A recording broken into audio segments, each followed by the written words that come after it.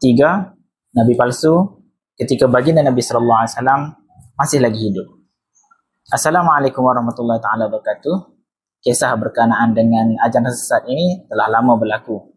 Sehingga kan ketika baginda Nabi SAW masih lagi hidup, ada juga mereka yang mengaku sebagai Nabi. Sedangkan ianya adalah Nabi palsu. Mereka itu adalah 3 orang. Yang pertama, Al-Aswad Al-Unsi daripada Yaman. Yang kedua, Musailamatul Kazzab daripada Yamamah. Yang ketiga, Tulaihah bin Khuwailid Al-Asadi daripada Najd. Ketiga-tiga orang ini mengaku menerima wahyu dan menjadi Nabi ketika mana baginda Nabi SAW masih lagi hidup.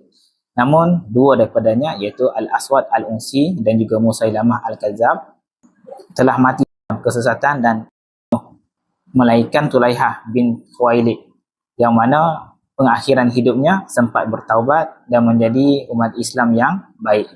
Bahkan termasuk daripada pejuang Islam yang membantu Islam mengalahkan Parsi dalam peperangan Qadisiyah. Jadi sekadar itu saja perkongsian kita pada kali ini. Kita jumpa lagi pada video yang akan datang.